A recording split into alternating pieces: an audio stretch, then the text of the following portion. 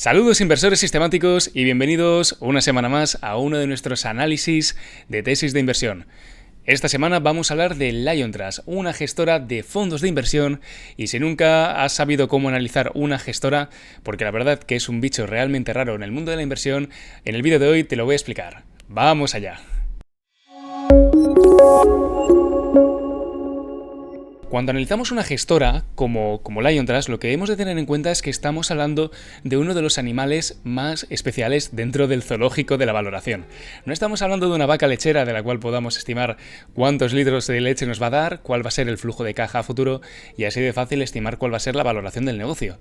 Estamos hablando de un bicho sobreapalancado sobre el optimismo o el pesimismo que pueda haber en el negocio a futuro. Es un negocio con un cariz realmente financiero y analizarlo no es tarea sencilla, y así que ya de entrada os ponemos el disclaimer para que si sois novatos analizando tesis de inversión, esta os la toméis con mucho cariño y no toméis ninguna decisión sin consensuarlo antes con un asesor financiero que os pueda ayudar a analizarlo por vosotros mismos. Pues veréis, Liontrust es una gestora de Gran Bretaña muy pequeñita. Estamos viendo un market cap de 500 millones. Para Warren Buffett esto es Blackstone. Entonces, lo que le ocurre a esta gestora es que dentro de esta situación la hemos encontrado con un excelente potencial de crecimiento, como vamos a ver. Estamos hablando de del sector financiero y de la industria de la gestión de activos concretamente. No es un banco, pero gestiona fondos de inversión.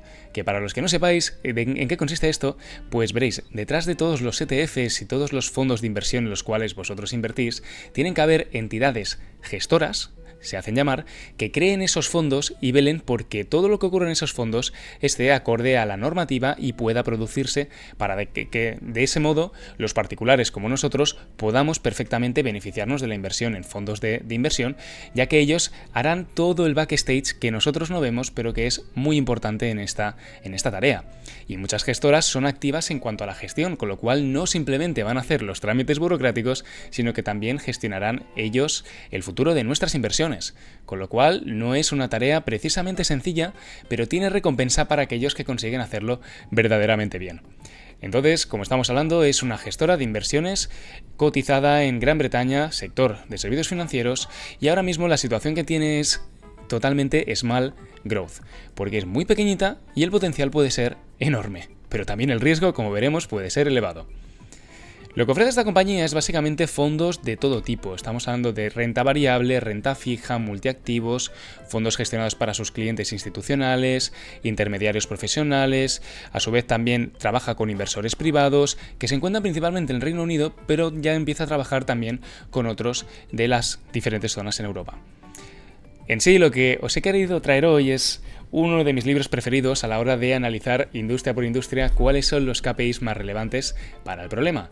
Como podéis ver aquí, el libro de The 5 Rules for Successful Stock Investing es un libro escrito por Pat Dorsey, el fundador de Morningstar, esa plataforma tan increíble donde buscamos siempre las estadísticas agregadas, ¿no?, de los diferentes fondos de inversión cuando hacemos screening o búsqueda de gestores.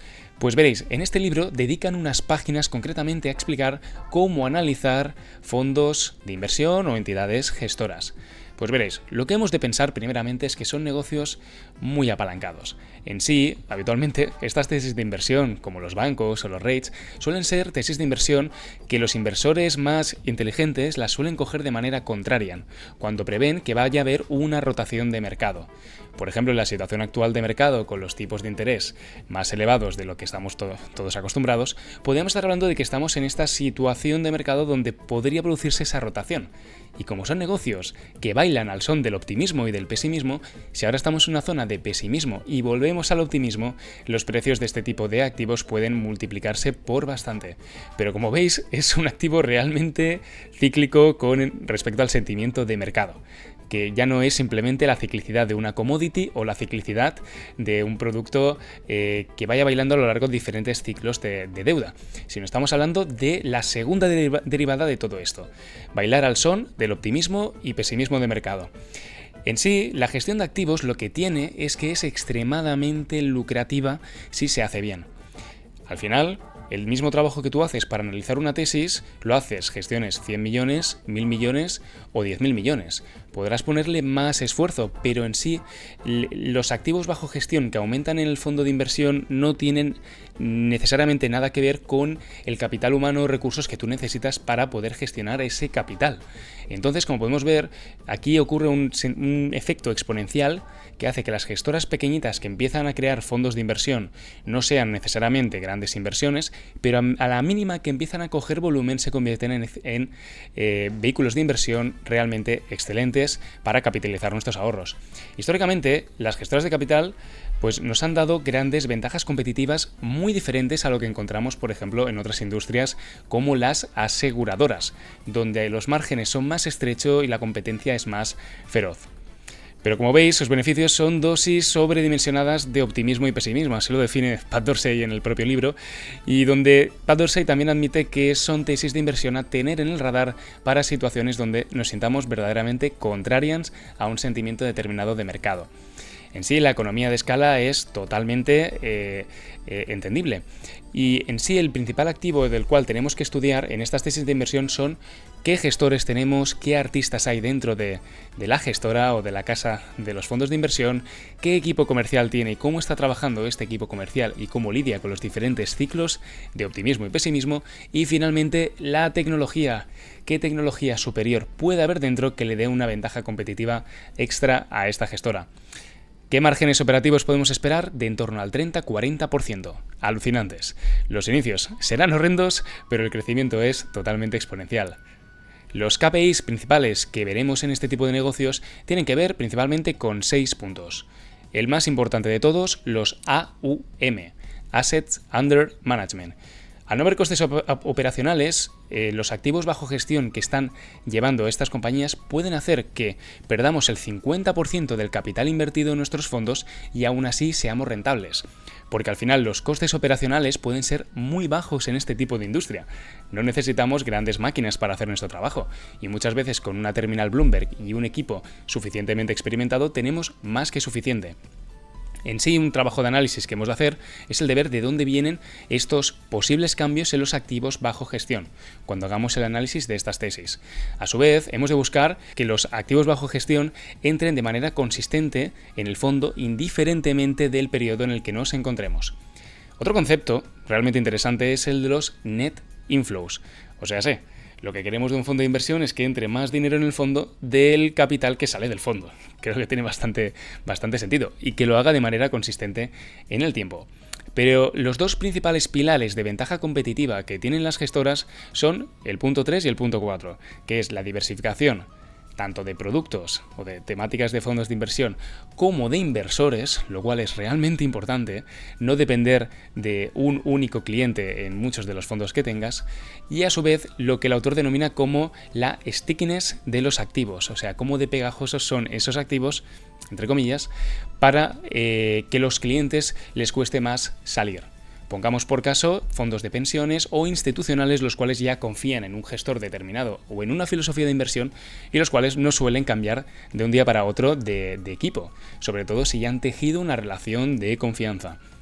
Finalmente, los otros dos puntos clave a analizar es si los fondos de inversión que plantea la gestora son sobre mercados nicho, con lo cual podría tener una ventaja de especialización, y finalmente si tiene liderazgo en el mercado. Aquí las autoridades en el mercado suelen tener un plus a nivel de los clientes que acuden a ellos simplemente por reputación y track record histórico.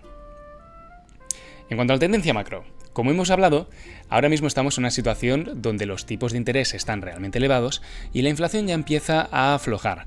Pero hemos visto como en los últimos 2 años Lion Trust se ha visto brutalmente atacada por diferentes problemas estructurales, ¿no? Hemos tenido política restrictiva, las acciones de Reino Unido no han brillado especialmente en comparación con las acciones de Estados Unidos, y además las empresas medianas y pequeñas, que suelen ser el nicho donde se mueve Lion Trust, no han brillado tampoco especialmente en los últimos 2 años.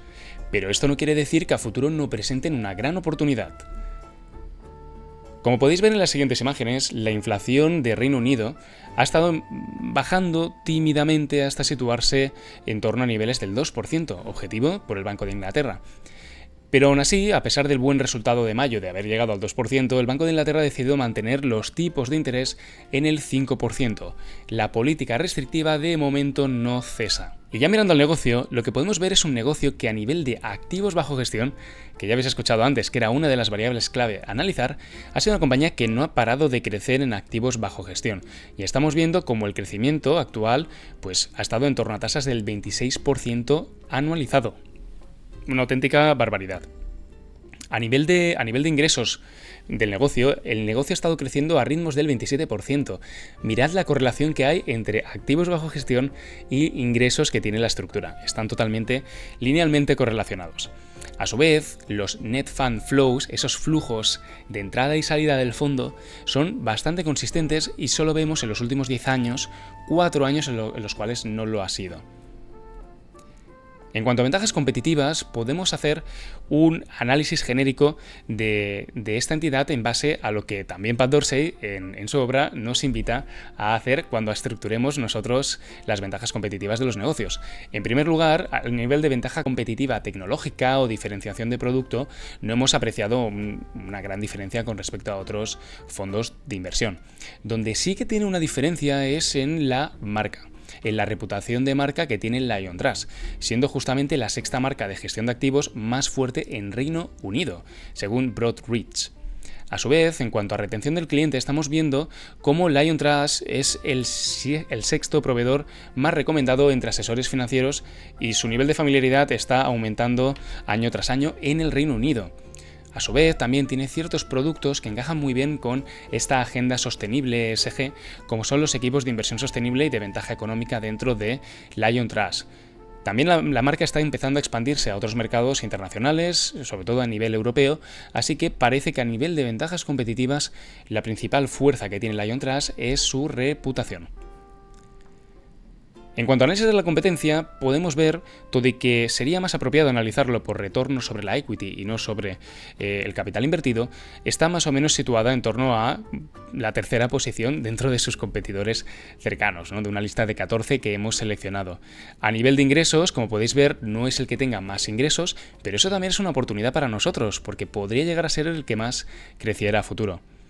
En cuanto, por ejemplo, a ventajas competitivas, también screenea realmente bien y se coloca con nuestro indicador, el MOAT SP500, en la posición número 4 en ventajas competitivas, muy por encima de la empresa promedio del SP500, así que tenemos buenas noticias también por aquí. En cuanto a la solvencia del negocio, estamos hablando de un negocio financiero, con lo cual no podemos evaluarlo con las típicas métricas a las cuales estamos acostumbrados.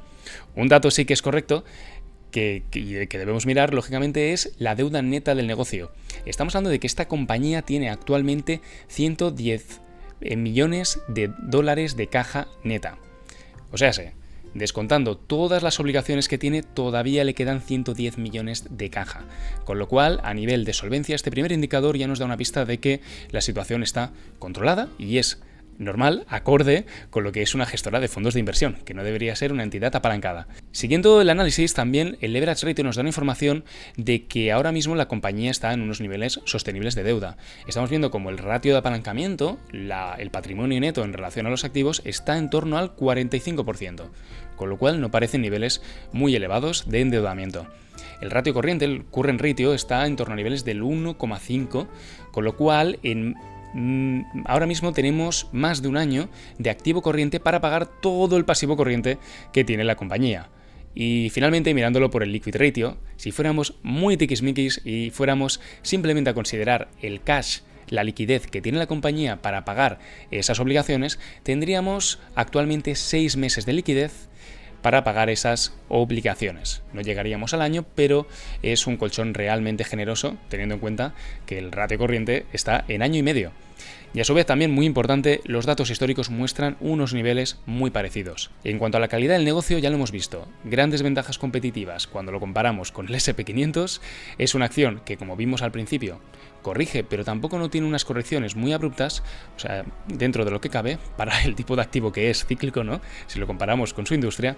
Y a su vez, pues a nivel tanto de retorno sobre el capital invertido como de management, estamos viendo, pues, a nivel cuantitativo ciertas cosas que nos gustan a nivel de management alineado con el accionariado y un buen retorno sobre el capital invertido. Finalmente, la parte que más os gusta a muchos de vosotros. Os recuerdo primero, antes de hablar de la valoración, de que esto simplemente lo hacemos de manera totalmente divulgativa y no constituye una asesoría de inversión.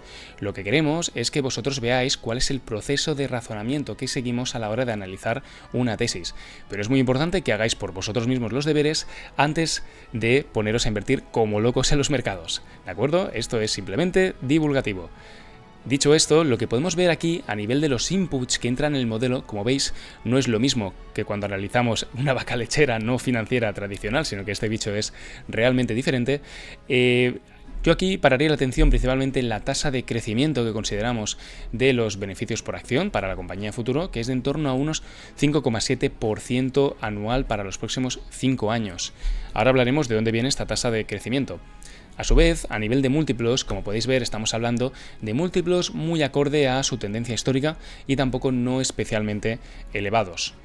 Finalmente, me gustaría comentar que esa caja neta que hemos comentado antes, si la traducimos en caja neta por acción, o sea, a día de hoy, si compráis una acción por $8,6 por acción, estaríamos hablando que prácticamente el 25% de la acción os saldría regalado simplemente por el dinero que tienen ahí atesorado en caja neta. Pues poniendo estos inputs en la licuadora, el cóctel que nos sale de valoración es el siguiente. Como podéis ver, el precio objetivo de esta tesis es de en torno a $11 por acción según el Systematic Value Investing, nuestro algoritmo de valoración automática. El precio actual de la tesis se encuentra en torno a $8,6 por acción, lo que vendría a ser 7,5 pounds, libras, de precio actual. Entonces, como veis, el margen de seguridad que estaríamos viendo para esta tesis es de en torno al 20%, con un retorno anual esperado del 18% para los siguientes 5 años. O sea, si invertimos 10.000 euros, tendríamos un 18% de rentabilidad el primer año sobre esos 10.000 euros, el siguiente año sobre los 11.800 tendríamos ese extra de rentabilidad y así haríamos interés compuesto durante los próximos 5 años. Como veis, a nivel de metodologías de valoración, no nos podemos agarrar a las típicas metodologías de valoración intrínseca y la verdad que la valoración de negocios de este estilo es realmente complicada. Cogiéndonos simplemente, para hacer un análisis rápido, a metodologías de múltiplos de precio-valor en libros y precio-beneficios, podemos ver cómo las dos maneras de ver el mismo problema nos llevan a valoraciones más altas que el precio actual, lo cual es una muy buena noticia, principalmente porque estamos valorando con una tasa de descuento del 12,8%. Así que en esta tasa de descuentos ya estamos recogiendo riesgos como por ejemplo el tamaño de mercado que tiene, que es una empresa prácticamente Plankton para muchos inversores institucionales, y también el riesgo que tiene este tipo de industria. Al final, cuando vemos tesis de inversión no es tanto el riesgo en sí que veamos en la tesis, sino el binomio o el trinomio, incluso me atrevería a decir, entre rentabilidad, riesgo y liquidez de la propia tesis de inversión. Cotiza en bolsa, es una capitalización baja, con lo cual la liquidez es la que es, pero si tenemos un alto riesgo en esta tesis, pongamos una tasa de descuento más elevada o una rentabilidad mínima exigida a la tesis más elevada para poder compensar el riesgo que estamos asumiendo. Y como veis, poniendo una tasa de interés, una tasa de descuento elevada, igualmente nos sale barata la tesis de inversión. Y finalmente, la pregunta del millón, ¿por qué un crecimiento del 5,7% de crecimiento interanual los siguientes 5 años? Esta es la gracia de esta tesis. Como habéis visto, esta es una tesis contrarian, con lo cual queremos hacer lo contrario de lo que el mercado está pensando actualmente. Si vemos que ahora mismo esta gestora está en un punto bajo del ciclo y viene un periodo expansivo en el mercado, como estamos viendo con los analistas que nutren nuestro algoritmo y las diferentes fuentes de información, puede tener sentido coger posición ahora mismo, para así aprovecharnos de cuando pasemos de política restrictiva a política expansiva. A su vez, también el sentimiento de mercado sobre el Reino Unido ha estado realmente bajo, y os invito a ver estadísticas donde veréis que la renta variable de Estados Unidos en relación a la de Reino Unido ha sido realmente asimétrica este año. Ha habido una eventualidad histórica donde el mercado se ha olvidado de todo lo que no fuera Estados Unidos. A su vez, también la compañía ha establecido una estructura para impulsar las ventas tanto en el Reino Unido durante los próximos años, como también ha invertido en la expansión de su distribución de fondos a nivel mundial, con lo cual, como hemos visto, esta compañía viene de crecer a tasas del 26% en ventas de manera histórica y tiene planes también para seguir creciendo. con lo cual a lo mejor habrá muchos que dirán que un 5,7 es incluso pasarse de conservadores.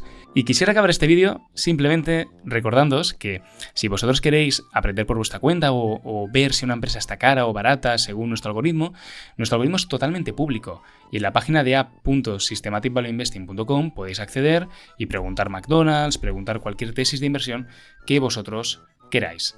Y veréis todas las variables que hemos ido comentando en este análisis, además de otras herramientas alucinantes que os dejo a vosotros para explorar. Pero repito, esta es una tesis de inversión realmente complicada, dependemos de lo que haga la macroeconomía y el sentimiento de los inversores en los diferentes mercados de renta fija y renta variable, y así que la pelota ahora está en vuestro tejado, esperamos ver vuestros comentarios sobre esta tesis, qué os ha parecido, qué impresiones tenéis, y nos vemos en el siguiente análisis en el canal. Muchas gracias y hasta el próximo vídeo. Chao, nos vemos.